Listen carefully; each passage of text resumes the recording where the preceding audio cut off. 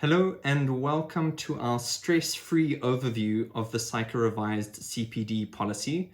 I'm JJ van der Veefer from Stress-Free CPD, and we have done the homework, we have read the documents, we have searched the websites, and we have built a template. So who's this presentation for? If you're watching this, we're assuming that you've paid for access to our resources page, as well as a reflection plan template which we provided to you. All of the logic and requirements that I'm about to share with you is already embedded within that template. So this presentation is purely for your own understanding. You don't have to take any notes, it's already in the template. We figure there are two questions that you want answered about the SAICA CPD policy. One, what do I need to know? And two, what do I need to do? This presentation will answer those questions. The SAICA Revised CPD Policy became effective in January 2020 with no transition period and no exemptions. It started in 2020 with immediate application. The policy is applicable for all SAICA members and associates, which includes chartered accountants, associate general accountants, as well as accounting technicians. So what is it all about? Fundamentally, this new policy is seeking to answer the question around how we, as professionals, remain relevant. This is our overview slide, which outlines the rest of the presentation. And there are really 4 things that you need to know. The first one is about why things have changed. In our world, which is transitioning so quickly, career adaptability is crucial. You then want to understand where does the thinking come from for the new policy. So to be truly adaptable in our careers, we as professionals need to embody lifelong learning. You then want to understand what SAICA has provided to us as members, and what they've done is introduced a competency framework called Pathways to Relevance. And finally, you need to understand how you should record your CPD, and for this, there's a personal annual reflection plan which you need to prepare to demonstrate that you've considered the Pathways to Relevance framework in your professional learning. But we'll cover each one of these in turn. So, beginning at the beginning. The world is changing as we enter what is set to be one of the most transformative times in human history. We've got a lot of work to do, but we also have the tools to do it. So the context that SAICA has outlined focuses quite strongly around the Fourth Industrial Revolution, or 4IR. This is really about the rapid pace of technological change and how that is altering the way humans live and work. Misunderstood, this sort of change can be seen as a threat to our industry. Is AI going to be better at assessing financial risks than I am? Will blockchain solutions eliminate the need for assurance work? It is expected that a lot of routine work will be gobbled up by technological solutions. But what's interesting about that is it gives us the opportunity to focus on truly human skill sets, things like reasoning, exercising judgment, decision-making, intuition, interpersonal skills, the kind of skill sets that technology has a really difficult time emulating. If we embrace and work with the Fourth Industrial Revolution, what we have here is a huge opportunity to leverage technology to tackle some of the wicked problems that the world is facing in our lifetimes.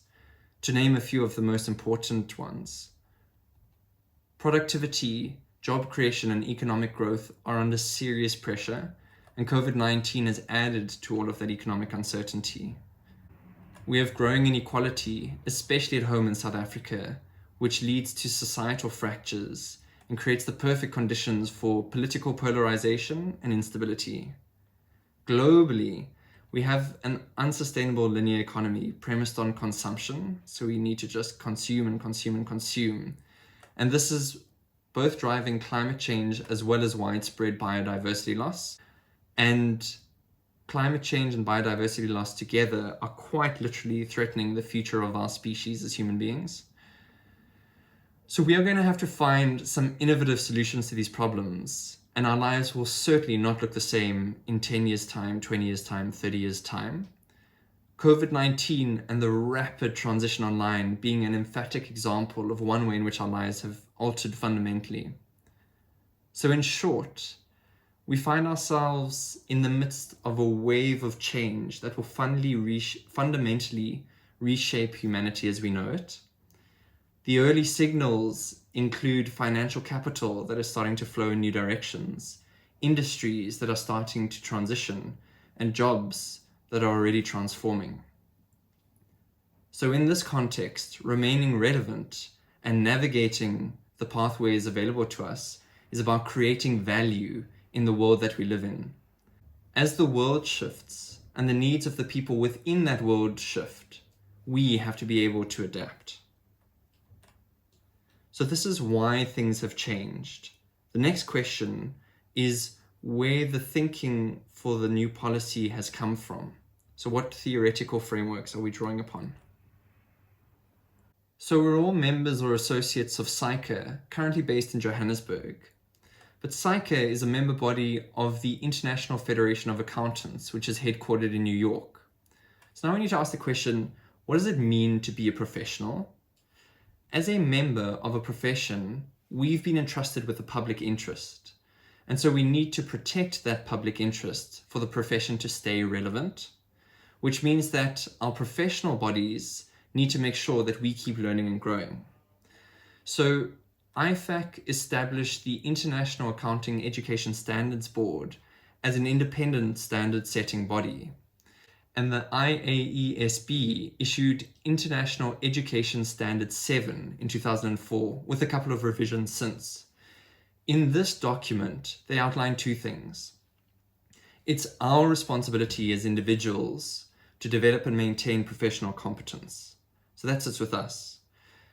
But this education standard also requires that IFAC member bodies, places like SAICA, help develop and maintain professional competence through promoting lifelong learning among professional accountants.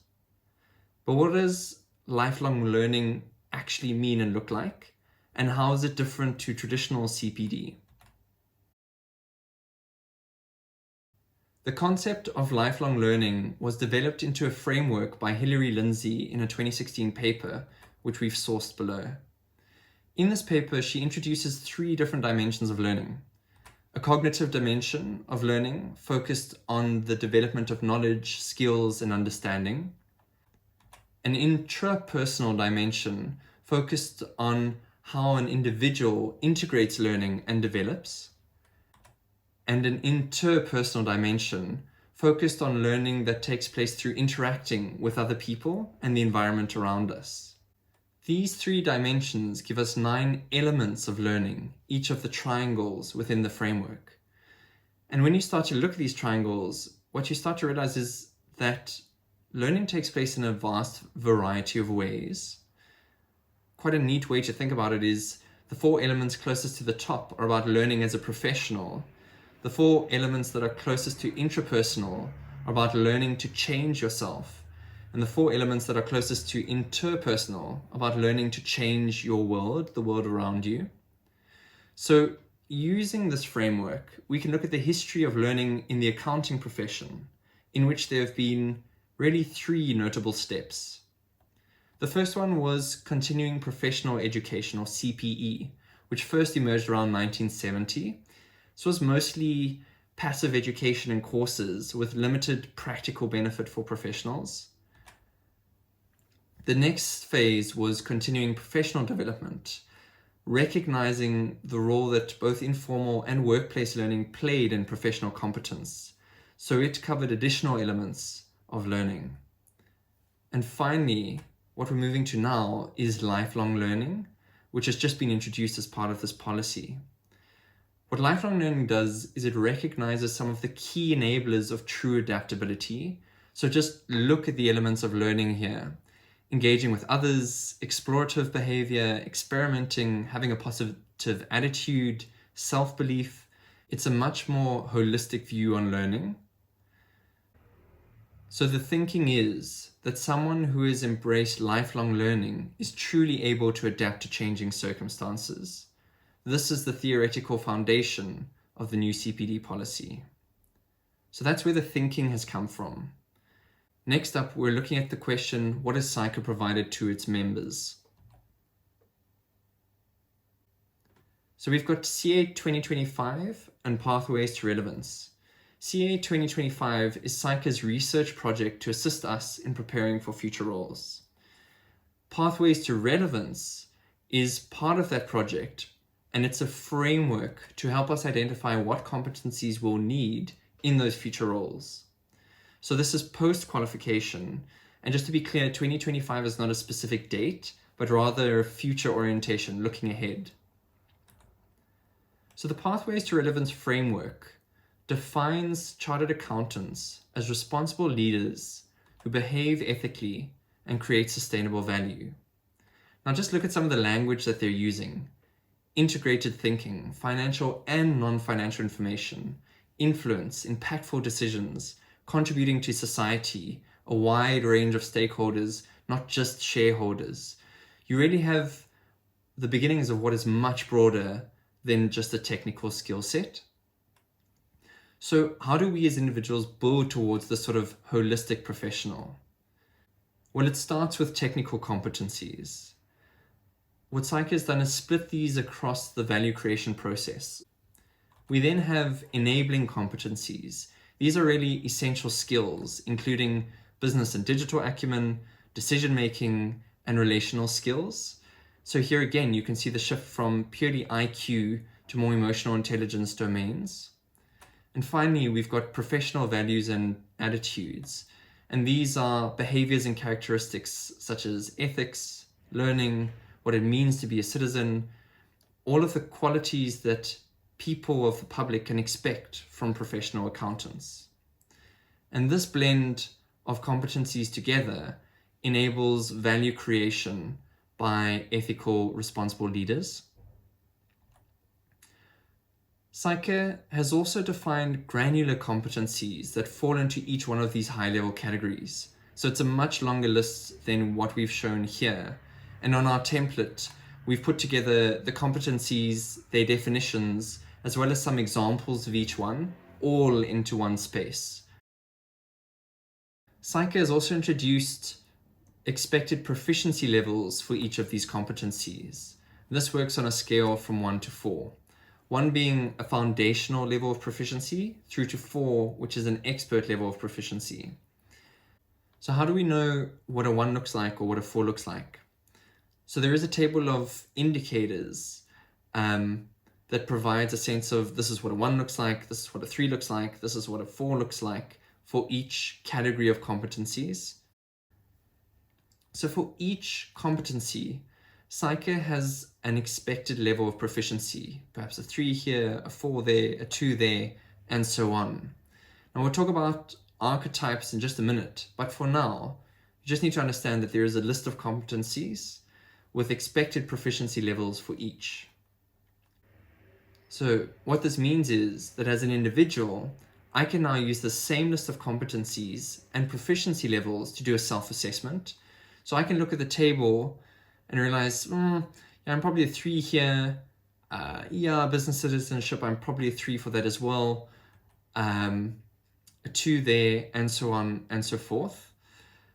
With both of these lists, I can now compare and identify where I have sufficient proficiency and where I have gaps. And so once I've done this across all of the competencies, I now recognize where my development areas might be because of all of the gaps between my self-assessed proficiency level and the proficiency level that has been outlined by SAICA. At this point, you might be asking yourself, but surely we're all different. We can't all have the same set of expected proficiencies. And you're spot on. As part of the Pathways to Relevance, SAICA has identified 10 different career archetypes, from audit and assurance through to general management, through to innovation and entrepreneurship. They've also identified 3 role levels. So within my career archetype, I might be at entry level, at mid-management level, or at senior management level, depending on how far I've progressed. What you start to realize is that for each combination of archetype and role level, there is a different set of expected proficiencies. So consultant at mid-management level has one set of expected proficiencies. Financial and tax professionals at a different level have a different set of proficiencies. And investment managers at entry levels have a completely unique set of expected proficiencies.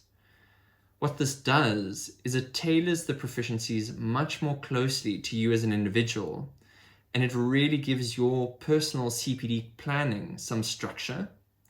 So what does this look like in practice? I'm sitting and wondering, cool, I want to grow in the next year. Which competencies should I be working on? The first question I need to ask myself is, what is my current role? This one. Okay, great. But actually, I'm thinking to change roles within the next 6 months.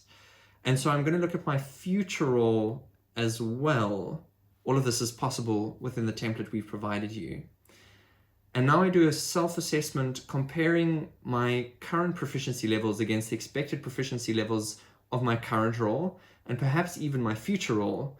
And so I can start to identify where I want to grow and then plan how to get there.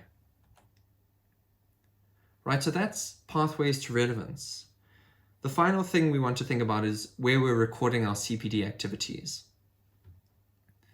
So a little bit of context. In the past, it was possible to take an input-focused approach to your CPD development. And an input approach is purely about how many hours you spend learning. Now, the new policy is something much more holistic, where you actually need to think about whether what you're learning makes sense for your goals, whether the learning you've done has landed, and then whether you've achieved the desired competencies that you were aiming for. And so the annual reflection plan is the document you need to create and maintain to show that you're thinking about your competencies and developing them. What SAICA requires of this document is that you show that you identified specific competencies needed for your role. 2, that you did a self-assessment and identified development areas. 3, that you undertook learning activities during the year. And then these last 2 points really focus on the reflection process and the self-awareness that comes with it as an important part of embodying lifelong learning. And so you need to show that you reflected on what you learned, but also that you assessed your progress and identified where you've got further development. These 5 requirements break down into 3 broad steps, which are plan your learning, action it, and then reflect upon it. What does this look like over a year? So you want to spend time planning, particularly at the beginning of the year, identifying competencies as well as development areas. You then want to action learning throughout the year, undertaking learning activities that draw on all of the different elements of learning. And finally, you want to reflect on how your learning went and what future learning you might need, wrapping this up by the end of the year. And so this plan, action, reflect process is really iterative and is something that is happening throughout the year, where you're constantly looking at how you're developing and how you'd like to develop and what activities you can undertake and how they've gone. So SAICA has provided a Word document template for a reflection plan, which begs the question, why did we build our own? So what we really wanted was to see all of the competencies, the expected proficiency levels, and a lot more of the thinking around pathways to relevance all in one place so that we could feel confident in our reflection plans and know that we covered all of our bases. How we've done that is we included a checklist, which if you work through it from top to bottom mean that you have documented all of your requirements over the course of the year. We included a thorough self-assessment so you can compare your current proficiency levels against those that are expected for your role, as well as future roles. And we included a place where you can track learning activities and reflect. Finally, when you've completed this on an annual basis, you really want to save it somewhere safe, preferably online. So SAICA selects random samples for monitoring, meaning that they'll select members and come and check for evidence that you have fulfilled your CPD responsibilities. The revised CPD policy means that SAICA can check for up to 3 years worth of your reflection plans. So you want to make sure that you're not losing your reflection plans after you've completed them. And that's that. The essentials of the revised CPD policy. So these 4 points in summary. Why have things changed? We need to be adaptable to thrive in a changing world. Where does the thinking come from? Lifelong learning enables us to constantly renew ourselves. What has SAICA provided us with? The Pathways to Relevance framework provides a set of competencies with expected proficiency levels, which is tailored for individuals through their career archetypes and their role levels. And finally, how should you record your CPD? Through an annual reflection plan where you demonstrate that you're fulfilling your professional responsibilities to plan, action, and reflect on your professional development. So, now you understand what you need to know and what you need to do. The reflection plan template that we provided incorporates all of this understanding and allows you to record your CPD each year. And you're set, sorted. A few final thoughts. So those are the changes to the CPD policy. What should you make of them? We think this is a really exciting development. It encourages us to undertake learning that is both practical and relevant to you and your career. It gives you full control over how you want to approach your development and learning each year. And finally, it provides you with a new perspective on accounting professionals. So what do I mean? Many of the largest economies on earth today are private companies, and they pursue the goals that we measure, financial profit being top of the list. This language of accounting that you're fluent in is how we measure and communicate value to the world. Now, what society at large is starting to realize is that we've gotten ourselves into a situation where we have no way of reporting the value of things like trees, rivers, clean air, an inhabitable climate, or the well-being of our children or our children's children. To quote, "We live in a world where a tree is worth more financially dead than alive." Now, what movements like holistic corporate governance, the application of new technologies with the fourth industrial revolution, the 6 capital types, the sustainable development goals, these are all aimed at addressing this problem of reporting value. But as the accounting experts, it is clear why we need to be more adaptable, more responsive, and more responsible during this huge transition. We are the ones in positions of leadership and influence at the exact moment in history when humanity needs to shift the entire system towards measuring what really matters to us. Now, I've got a friend who believes that accountants will save the world, and I think she's right. The team here at Stress Free CPD believe that SAICA's revised policy moves us towards becoming the professionals capable of stepping up to this task. And it all starts with you, your SAICA CPD journey, sharing the stress-free life with your peers, and being the change you want to see in the world. Thanks for your time. Now go out there and be influential, responsible leaders.